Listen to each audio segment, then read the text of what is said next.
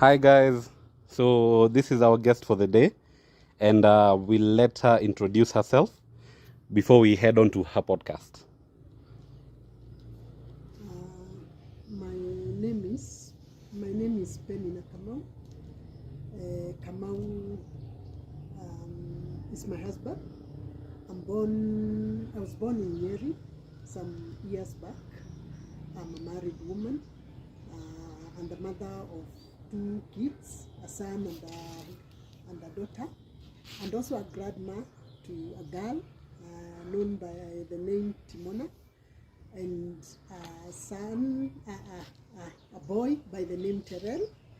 I am also professionally, I am a trainer, technical trainer, and a scholar and a researcher, holding a PhD in community development studies from Egerton University.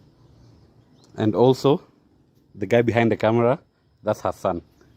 So, Madam Penina, thank you for coming here with us today. And let's start on a light note. Can you tell us what is your happiest memory? My happiest memory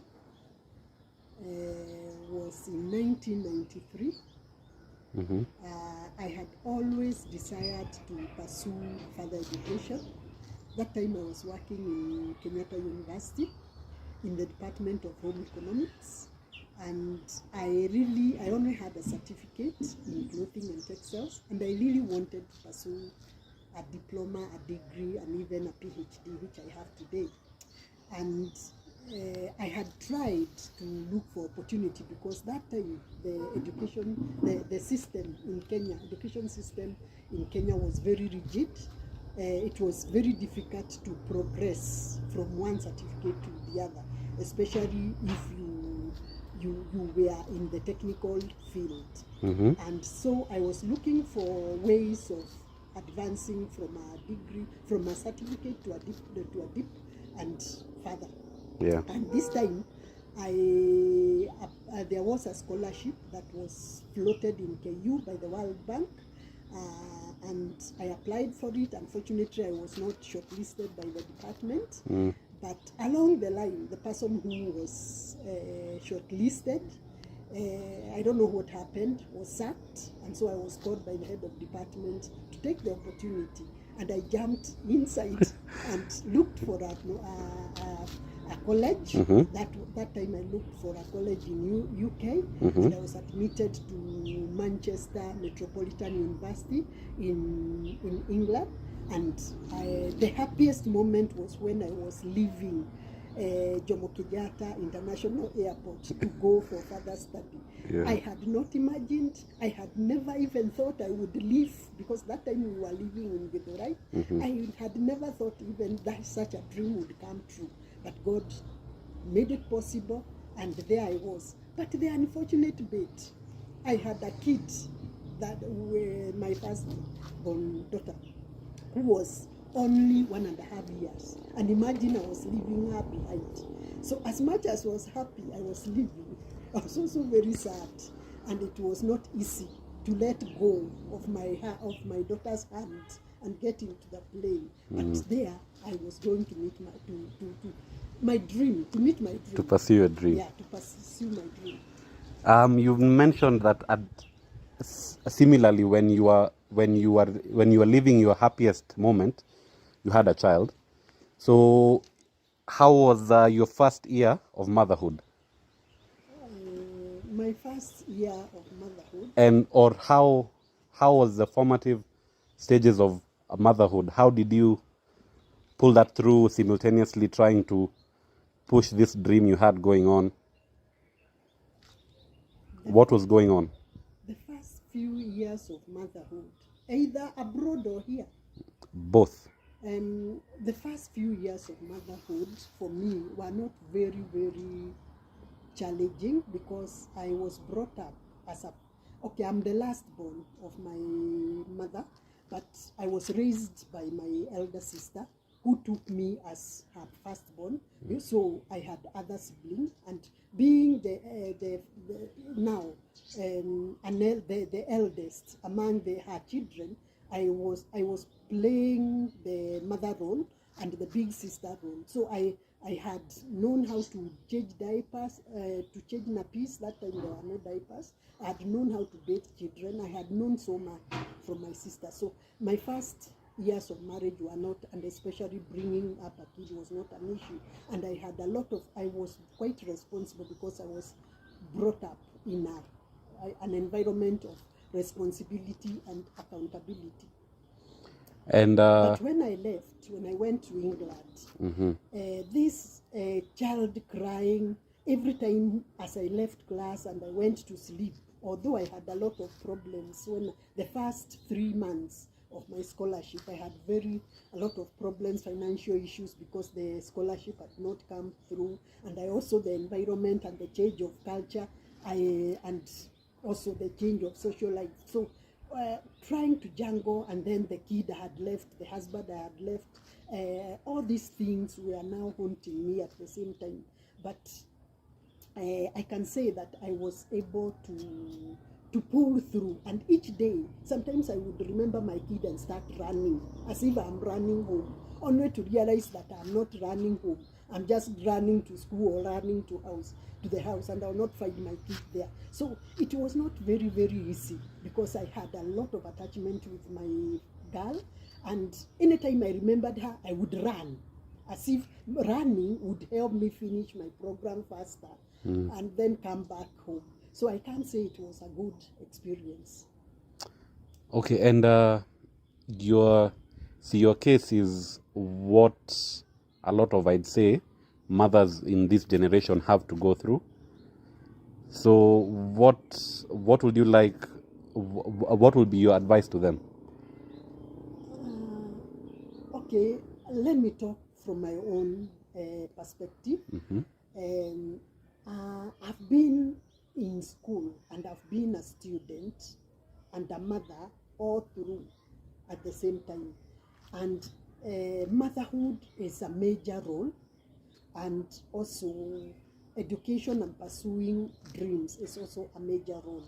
And if it's possible, I would advise, if mothers can first complete school, train as much as you want, and be that which you want to do, to be academically or professionally, before you get into bringing up kids. Because my kids had to do without me most of the time, because I'm either a school-based student, or I'm attending exams, or I'm doing this and the other. And that sometimes it creates a lot of emotional gaps among the children, and also behavioral conditions. Their developmental progress is sort of affected by the absence of the mother. So I would advise from my own experiences that if it is possible, one to pursue whatever, especially if it's education, one to pursue the education, and then start the parenting projects, because I can call it a project, after they have achieved the academic level they would want to achieve. Okay. Yeah. And see, you are from a different generation. I'm pretty sure the people who will listen to this will be from a different generation, and you have lived with an older generation. So if you compare your mother, you, and your daughter, who is now a mother, how would you say that? What are the differences in motherhood as the generation changes? Okay, from observation, my mother's generation, once a woman is married, it's as if they buried their own dreams and their own sort of desires, and every activity and every direction, every decision they made, and everything they involved themselves into was what maybe the husband and the family, the family desired of them. So that time I can say that the woman was not able to realize. And even to become themselves. and even to become what they wanted to be or to live for themselves. The women never lived for themselves during the generation of my mother. Yeah, that is according to my observation. And now yours? Our generation, this is our generation. Was about that was a time that women were now starting to be empowered academically, and the roles had changed. And there was a lot of sharing because of the financial issues. It was no longer possible for the man to be the provider. During my mother's period or life, that time the man was the provider and everything revolved around the man. But during our time, this is a time where the men went to work and the women went to work, and the women had opportunity to go to school and men had opportunity to go to school. So the two generations had a lot of differences and different challenges, by the way. But when it comes now to let me say, to my daughter's generation and those who are in their 30s, their 20s and all that, the mothers in their 30s and the mothers in their 20s, you realize that this woman, according to what I have observed, the woman is so much liberated.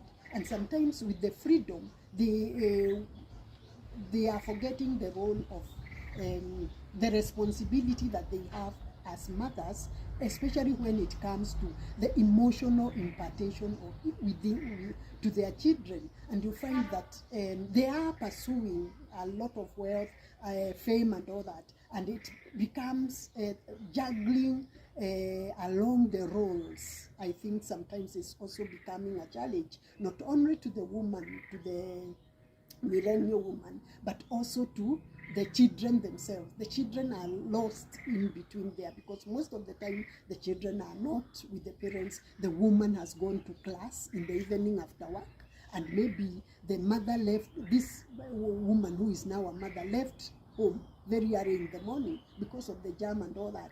And when they come back, having gone to class in the evening, to an evening class or to a side hustle somewhere, coming in the evening, they find even the children have already slept. And maybe on Saturday, this very mother has a class or a social activity somewhere that they are attending. And so you find that the current mother has very little time for the children, which I think is an issue, not only in the family, but also in the society. Okay. And you've gone further into parenting. So how was parenting for you as you are going through it? And now that we may say that yes, you are still a parent, but your children are out to some degree. So if you compare like your first years of parenting and now when your children turned to teenagers or so, and now that your children are adults, what are the things that you've been learning throughout? I think I would like to say that parenting is not a one-off. It is a process. And this process is quite progressive. And in every stage of parenting, there are different challenges and different skills that a parent needs to employ. When the kids are young, they are still learning and being socialized within the family setup. But when after maybe the age of 12, you find that the teenage period, these kids now are learning much from maybe the social media and their peers. And now they are now starting to question some of the do's and don'ts that they got from the parents. So you find that it's not only the socialization that they got from the parents, they are now getting socialization from other quarters, which may be positive or negative and may influence their way of life and even their way of thinking. So I would want to say I'm still parenting, because and kids are individual. what I'm getting from my daughter is totally different from what I'm getting from my son. And the way I would handle my daughter is totally different from the way I would handle my son. So you find that as we grow older, as parents become older, they also become more engaged, not now into the do's and don'ts, but into mentoring and also coaching their adult children now into how life now how life as an adult needs to be handled. Okay. And what do you say if there's such a thing? See, what are the disadvantages and advantages of that you have found in parenting as an individual, not as a parent? Advantages. There's the disadvantages. Let me start with the advantages. As a parent, myself, I have a sense of belonging, and I feel there's a bond between me and my children, and every time I see them succeed in one way or another, I'm filled with joy, and I feel that I have a legacy. The disadvantage is that as a parent, I have had to sacrifice a lot of my desires and what I would want to do for myself for the sake of my children.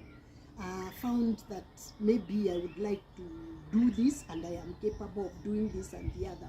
But considering that I'm a mentor and I'm a coach to them, life coach to them, I have always found myself, because I want to set an example, I find myself sort of relinquishing some of the things that I would like to do, so that in me, they see an example.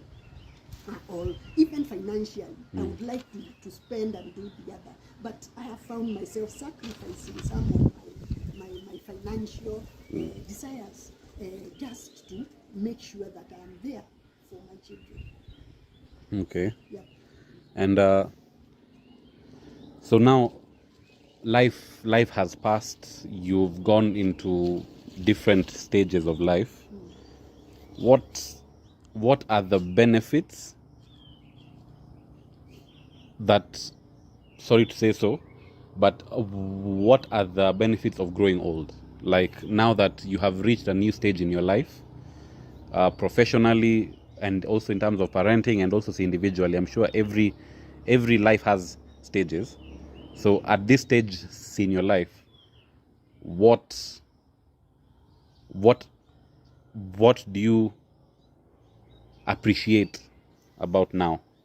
Okay, as I've grown through different experiences, career-wise, and family-wise, and even community-wise, in each space, I've been able to collect a lot of experience, a lot of skills. So as much as maybe I'm slowing down in most of this engagement, I can say that all this gold, For sure. I'm so proud about the journey that I've come through.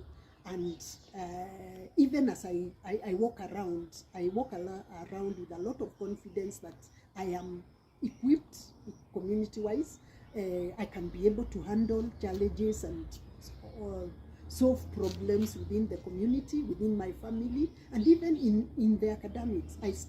I am a voice, especially in the area of skills training and development. Okay. So pertaining to parenting, you mentioned that to you the biggest disadvantage of parenting has been the many sacrifices that you've had to make in order to bring up these children. And you'd find that is the same mentality that a lot of people from my generation have towards parenting. Si watakuwaza, why would I sacrifice my entire life na yet siko sure if things will go well, or I'll just bring my child into mashida or something like that. What would be your words for people with such a mindset? I think when it's good to face life positively, and it's good to be optimistic about when we approach different aspects in life. And I am seeing all what we pursue in life. Every aspect in life has even parenting has a need. If I pursue education, one time I will complete it.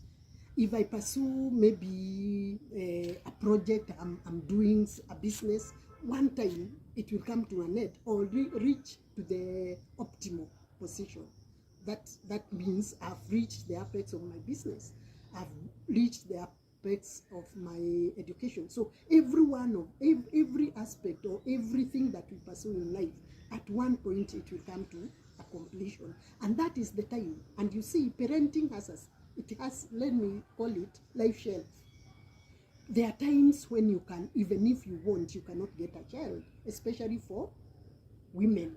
So after a certain age, women can no longer get children. And the same case with men. After a certain age, they do not have the physical dexterity. They do not have the energy to bring up children and fully engage themselves in the upbringing of their children. So I am saying that it is not fair to ourselves or to oneself for fating to bring bring up a family simply because you are pursuing education or you are pursuing a business or you are pursuing whichever dream. Because one time that desire will come, and it will come either it will be too late or it will not be possible. Okay. So now, as we close this, what will be your life lessons and the wisdom that you'd like to partake for the younger generation and also for your peers in regard to motherhood and in regard to parenting? First, I would about parenting, I would like to say a parent does not grow up, but children grow up. The only thing that a parent does, they grow in experiences and also in age. And as they age, that does not mean that they stop being parents. They still remain parents, and they can still have an influence and a role to play even in the lives of their adult children. Why am I saying this? Because I've seen many parents, after children have gone to work and they are no longer there, the parents retire from their roles of parenting, and they sit down and watch their children, their adult children, doing all sorts of things without putting their wisdom or their voice of caution, their voice of reason into the ways of their children. And I think that is not, even when we look at all the books of religion, I think the role of a parent is next to the role of God. So that is what I've gathered in the course of my parenting. And as a mother is the emotional stronghold in the family. So when we are too much busy, we are denying the